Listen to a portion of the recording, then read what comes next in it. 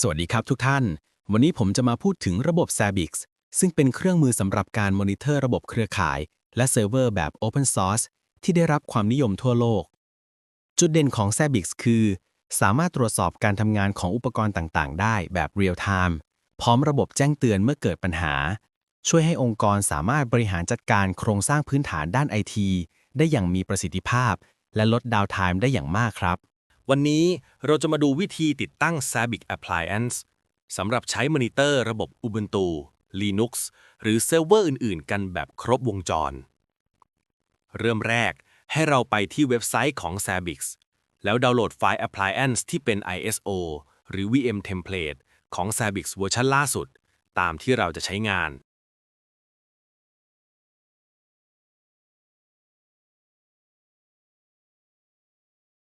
หลังจากดาวน์โหลดเรียบร้อย ให้เราเปิด VMware Workstation เพื่อสร้าง Virtual Machine ใหม่ ทำการคลิก Create a new virtual machine เลือก Typical option is recommended แล้วคลิก Next แล้วคลิก Next เลือก Guest Operating System เป็น Linux เลือกเวอร์ชัน Linux ที่ต้องการ คลิก Next ตั้งชื่อ VM เลือกที่เก็บไฟล์ VM ตามที่ต้องการ แล้วคลิก Next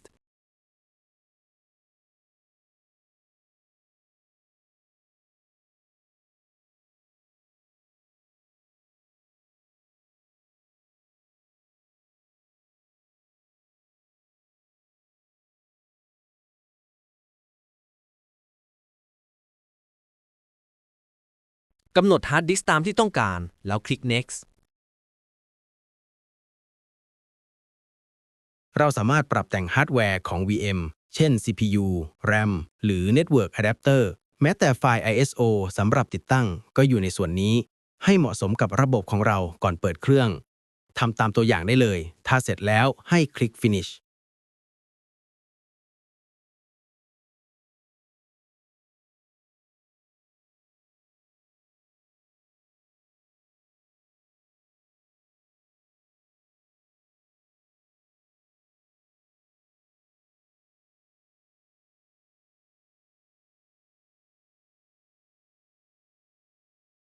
เลือก VM ใหม่ของคุณจากไลบรารีแล้วคลิก Power on this virtual machine ทำตามขั้นตอนการติดตั้ง Zabbix เลือก Install Zabbix Appliance with MySQL Server แล้ว Enter ระบบกำลังติดตั้ง ถ้าติดตั้งเสร็จ ระบบจะทำการ Restart 1 รอบ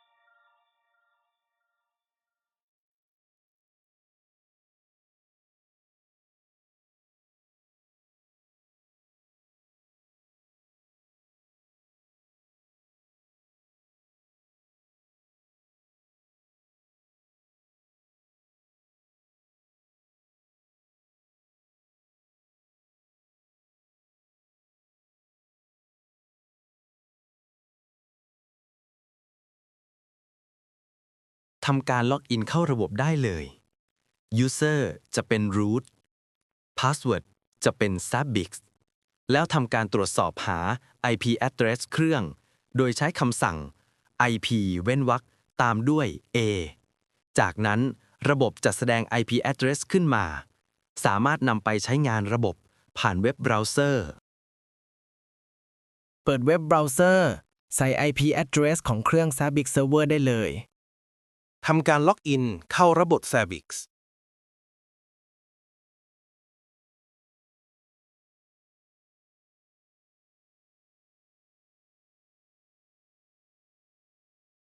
เมื่อล็อกอินเสร็จจะเจอหน้าแดชบอร์ดเป็นหน้าแรก โดยหน้าแดชบอร์ดจะสรุปข้อมูลของระบบทั้งหมด เช่น Host Status Latest Event CPU หรือ Memory Usage และ Trigger ที่เกิดขึ้น นี่คือวิธีการติดตั้ง Zabbix Appliance แบบไฟล์ ISO อย่างครบถ้วนครับ หลังจากทำตามขั้นตอนนี้ คุณก็สามารถเริ่มใช้งาน Zabbix เพื่อมอนิเตอร์ระบบต่างๆ ได้ทันที หากคลิปนี้เป็นประโยชน์ อย่าลืมกดไลค์แชร์และ Subscribe ช่องของเรา เพื่อไม่พลาดคลิปสอน Zabbix และเทคนิคการ Monitoring ระบบอื่นๆ ขอบคุณครับ